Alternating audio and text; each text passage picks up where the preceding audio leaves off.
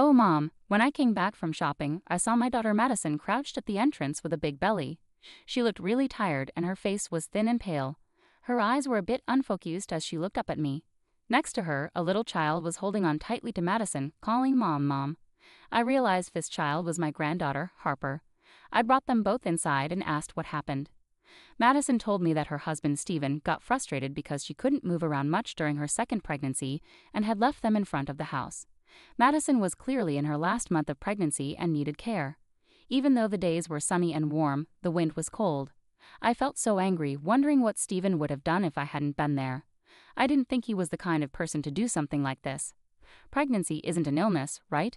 We have pregnant women at my work who do their jobs from home just fine. And Harper, she's always crying and so loud. My colleagues' kids never cry like that. When I finally called Stephen, he sighed loudly on purpose. An unemployed, obese woman and a noisy child are a nuisance. Let her parents take care of them for a while. Realizing it was pointless to talk to him, I decided to focus on caring for Madison and Harper instead. Half a year later on a spring afternoon, Stephen called. Hey, what's going on? Your house is gone. At first, I was confused, but then I understood. You finally noticed, I replied. After hearing the truth, he was speechless and turned pale. My name is Scarlett. I'm a 58-year-old housewife. My husband passed away about 3 years ago, leaving me alone, but I don't mind being alone. His study is filled with books, including his favorite novels, challenging research papers, magazine clippings, and diaries. Being in the study makes me feel close to him. Sometimes I spend time there, looking through the books. My daughter Madison, her daughter Harper, and Madison's husband Stephen live about a 30-minute drive away in the next town. Stephen works at a big company owned by his dad. At just 33, he's already a department head and is even considered a potential future CEO. Madison and Stephen met at a beer party when Madison was out with friends. One of her friends recognized an old classmate, who turned out to be Stephen. They discovered they worked near each other and started seeing each other more often, either by bumping into one another or going out for drinks with friends. Eventually, this led to a relationship. Madison wasn't the type to make the first move and often called me, unsure of what to do. I wasn't very experienced in love either, so I tell her, well, I'm not sure either, but maybe just go out for a meal and enjoy yourselves. Unlike me, my husband had experienced many romances before we met. But when it came to our daughter's love life, we both agreed on one thing: she shouldn't date someone strange. My husband, always protective, even joked about calling himself strange. Their relationship continued smoothly, and within a year, they happily announced their engagement. Stephen, with his strong position in his father's company and his impressive sales skills, had earned my husband's trust enough for us to feel comfortable entrusting our daughter to him. Reflecting on this, my husband reassured me, saying, I also felt at ease sending our daughter off to such a respectable person.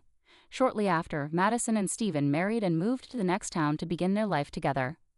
Initially, Madison would visit us often, sharing the excitement of her pregnancy and her worries about childbirth. About 3 or 4 months after Madison shared her pregnancy news, my husband tragically passed away. He was involved in a car accident caused by a truck driver who had fallen asleep at the wheel. Both Madison and I were deeply shaken by the sudden loss.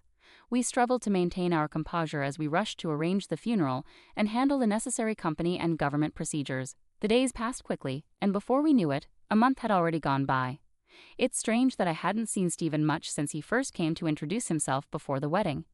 Even at the funeral, he only stayed for about an hour before leaving abruptly. I found it a bit rude, but Madison explained, that's just how he is. Stephen is always busy with work, she said with a forced smile tinged with sadness. It seemed like she didn't get much chance to talk or spend time with Stephen, who often left early for golf meetings on weekends. Being the son of a company president might excuse his absence somewhat, but I wished he would consider Madison, especially since she was heavily pregnant. As summer drew to a close, Madison returned to our home to give birth. With her belly fully rounded, she was eagerly anticipating meeting her baby. It's a girl. We've already picked a name, she told me. Oh, really? What's her name? I asked. Harper. Stephen and I chose it, Madison replied, smiling warmly. She gave birth within 2 weeks and soon returned home where Stephen was waiting. Madison, make sure to visit us sometimes. Bring Harper too, I urged her. I called Madison again, hoping to reconnect, but her response sounded hesitant. Yeah, maybe once things settle down I'll come over, she replied. Despite my concerns, I hoped it was just a temporary situation. Madison was always busy with childcare and housework, and Stephen, who should have been dependable, often came home late or not until the morning. I wondered aloud, even if he's the president's son, can his job really be that demanding? Despite several attempts to reach out, the pattern remained unchanged. It had been 3 years since Harper was born, yet I had only seen my granddaughter once, right after Madison gave birth. I wanted to support Madison and had expressed this to her many times over the phone, but her responses were always evasive. Before a long weekend, I decided to call Madison again. "Hello, Madison. How have you been? I was thinking of visiting you and Harper soon." I knew I had to be careful not to push too hard. Conversations with friends in the neighborhood had taught me that it's becoming less common for grandparents to see their grandchildren regularly, and pushing too much could strain the relationship further. Madison was my daughter, but I feared this call might lead to rejection, forcing me to accept the situation. With these thoughts, I waited anxiously for Madison's response. "Mom, I haven't been feeling well lately and I need some space. Please don't call me for a while," Madison said over the phone. "Are you okay? If you're not feeling well, I'm really worried. Can I bring over some food?" I asked, concerned. "I don't need it. Can we stop this?" "I'm going to hang up," Madison replied, sounding frustrated. "Wait, how about Harper and Steven? Is he doing well? Has he caught a cold?" I pressed, trying to keep the conversation going. "You're being too nosy, Mom. I want to raise my child on my own, so please stop calling," Madison snapped before hanging up abruptly. Feeling hurt and confused, I paused, unsure of what to do next. The brief call left me deeply shaken. I never expected Madison to feel that way about me. I thought I was showing kindness, but now I realized I had been meddling, and it pained me as I stared at the silent phone. Perhaps she was exhausted and stressed from childcare, or maybe I had crossed a line by interfering too much. Considering different possibilities, I acknowledged there might have been fault on my part and decided to stop calling. Still, I couldn't shake the thought. Had my once open and communicative daughter changed so drastically? Despite my reluctance to give up on seeing my granddaughter, I continued to call about once a month. Each time, I faced a distant reception and was denied access to Harper. "Hey, are you feeling all right?" I'd ask, only to receive no reply or have the call abruptly end. Hoping to get a better sense of what was happening, I decided to call Steven. He was my daughter's husband, and I figured he might have some insight into Madison's and Harper's situation. Steven never answered the phone promptly, but late one night, he returned my call. "Madison? Oh yes, she's fine," Steven assured me. "She's doing a great job looking after Harper. You don't need to worry. Madison has always been very responsible." "That's good to hear. Could you let her know I'd like to see her sometime?" I asked, hopefully. "Yes, of course," Steven replied. "It's odd that Madison isn't picking up her phone lately. That's not like her. It's quite concerning," I added, feeling uneasy about Steven's responses. His words felt rehearsed, as if he was trying to downplay the situation. About a month later, as autumn set in and I returned home from shopping one day, I spotted a figure sitting on my front porch. At first, I thought it might be a homeless person who had mistaken my house for somewhere else. But as I approached, I realized it was Madison. Madison. And look at that belly. And who is this child? I exclaimed in surprise as I saw Madison's noticeably larger belly, indicating she was pregnant again. "Oh, Mom." Madison's face was tired and drawn, her eyes unfocused. The child next to her clung tightly, calling out, "Mom, Mom." I realized it was Harper. I quickly unlocked the door and ushered them inside, practically carrying them to the living room sofa. I made some hot milk for them to drink.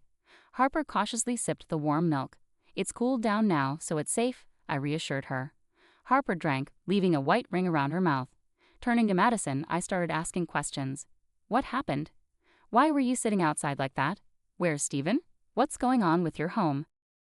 Madison began to cry and look down for a while before speaking. "Take your time," I comforted her, rubbing her back gently. After a moment, she explained that as her second pregnancy progressed, she found it increasingly difficult to manage household chores and take care of Harper, which frustrated Steven. He had driven them to the front of my house and left them there.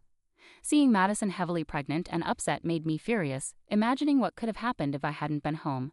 I immediately called Steven. He hadn't mentioned anything about Madison's pregnancy during our last conversation, which would have prompted me to offer help sooner. After several rings, he answered with a tired voice. "Hello, Steven. What's this I hear about you leaving Madison and Harper outside my house just now?" I asked, my tone filled with anger and concern.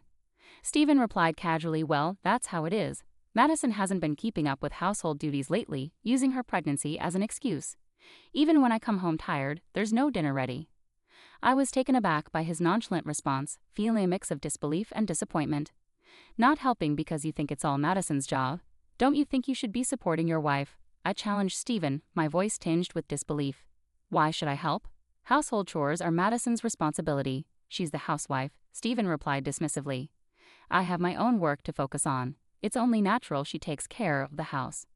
Madison is pregnant, Stephen. It's not fair to expect her to manage everything alone without any appreciation from you, I countered, trying to reason with him. Pregnancy isn't an illness. Many pregnant women work remotely just fine at our company. And as for Harper, all kids have their moments. Comparing her to someone else's child isn't fair. Stephen sighed dramatically over the phone. An overweight wife and noisy kids are a hassle. Let the parents deal with them for a while. At that moment I realized it was pointless to continue the conversation. Fine by me, I said firmly, hanging up.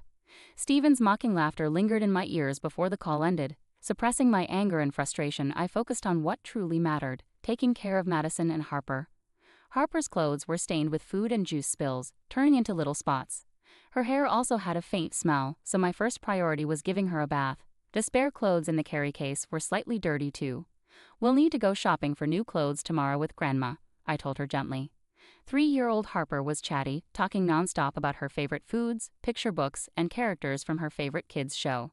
Meanwhile, Madison looked exhausted and worn out from the strain of managing everything on her own. She could barely move from the couch. Quickly, I prepared fresh sheets and set up a bed in an empty room upstairs for Madison to rest.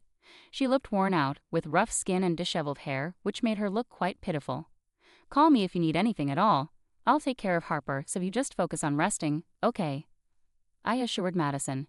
She nodded gratefully and soon fell asleep, finally able to relax. The next 1 to 2 weeks were spent nursing Madison back to health and caring for Harper. Spending time with my granddaughter, whom I hadn't seen much until then, was incredibly fulfilling and not at all burdensome. It was difficult for me to resist when Harper would plead, "Please buy it," with that sweet voice of hers. As Madison gradually recovered, she began to open up about her past. Stephen used to be kind before we got married. He respected my opinions and we would discuss everything together. Those were the happiest times. Her voice grew somber. But after we married, he changed. He started giving orders, saying things like, "You can't rely on your parents. You have to manage all the housework perfectly." I just accepted it all. She shared that she was allowed to come back to her parents' house when Harper was born. Looking back, it felt like I was being manipulated, controlled. He even told me once that I shouldn't rely on you, Mom. So is that why you hung up quickly when I called? Yes, calls with you were forbidden too, so I had to hang up quickly. I'm really sorry, Madison explained with a mixture of regret and sadness. Later that night, after Harper had fallen asleep, we sat down with ginger tea and talked. I felt a rush of emotions, anger and sorrow mingling together. Stephen, who had once seemed so respectful when he asked for Madison's hand in marriage, now caused her so much pain and even spoke ill of her as if she were a burden. What's more, there were suspicions of him having an affair. I've noticed perfume on him lately. It's not like him, especially not a woman's scent. And his shirts have had a sweet smell when I've done the laundry, I shared with Madison. His late nights and early mornings suddenly seemed to make sense. Madison, you've been incredibly strong through all of this, managing the house and taking care of Harper, all while dealing with your husband's infidelity, I praised her, overwhelmed with admiration for her resilience despite everything. Despite any disagreements, she's my daughter and family. Madison teared up quietly. The gentle autumn weather persisted, dry yet refreshing compared to summer. Madison's due date was approaching. I focused on pampering both Madison and Harper, nurturing their emotional and physical well-being. 6 months passed and spring arrived. While I was preparing lunch one day, my phone rang unexpectedly. I paused to answer it. The caller was Stephen. "Yes, this is Scarlett," I answered cautiously. "Hey, what's going on? Your house is gone." Stephen's voice sounded bewildered on the other end of the line. "Finally noticed, have you?" I replied, a hint of amusement in my voice. Stephen had arrived to pick up Madison, Harper, and the newborn only to find the house demolished and an empty lot with a "for sale" sign. The move and demolition had been completed a month ago, and Stephen seemed to have just realized the situation, prompting his panicked call to me. "We've moved. You left Madison, Harper, and the baby in my care for half a year. Have you been aware of that?" I questioned pointedly. "Yeah, I've come to pick them up now." "Where are you?" Stephen asked urgently. "Come to pick them up. Unfortunately, we've relocated to a secure apartment. There's no point in telling you where. I'm not considering returning them to you," I responded firmly. "Don't joke with me. I told my parents I'd bring Harper and the baby over. Give me back the kids at least," Stephen insisted, his tone unsettling as he referred to the children almost as possessions. "That's a promise you made on your own. It doesn't concern us, so we won't comply. I'm busy now, so if you don't mind." Just then, the baby started crying, the sound audible through the phone. Stephen seemed to react softly, saying, "Oh." Ignoring him, I hung up and hurried to change the baby's diaper in the next room. I could hear Madison's phone conversation faintly. Yes, hello, what? Her voice carried a hint of frustration, likely arguing with Stephen. Soon after, Harper emerged from her room, looking scared. Mom is angry, she whispered anxiously. It's okay, sweetheart. Everything will be fine, I assured her, pulling her into a comforting hug.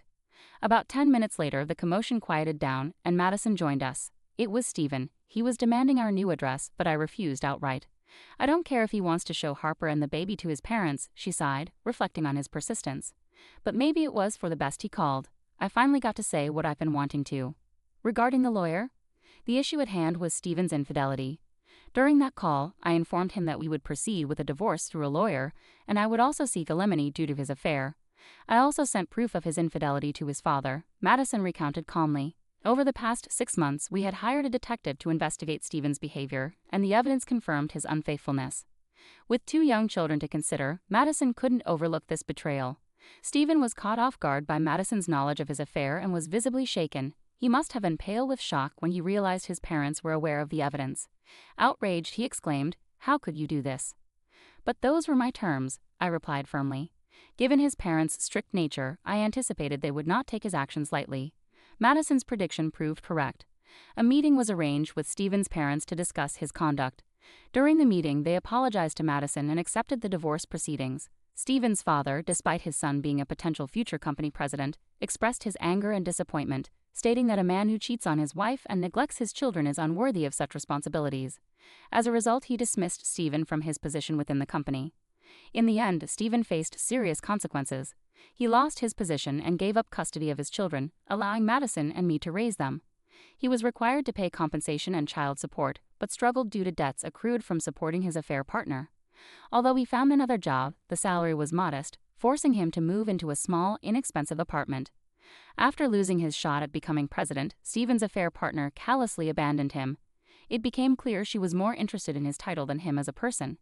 Despite multiple attempts to reconnect and reconcile, Madison cut off contact with Stephen, and their divorce was finalized smoothly. Madison became a single parent, but found strength in raising her children who thrived under her care. Despite the rift, Stephen's father, feeling remorseful, continued to support Harper and her sibling beyond the agreed child support. Despite Madison and my initial refusals, he insisted, and we accepted it for the children's future. We also kept Stephen's parents updated with photos and videos of their grandchildren, and occasionally video called when schedules allowed.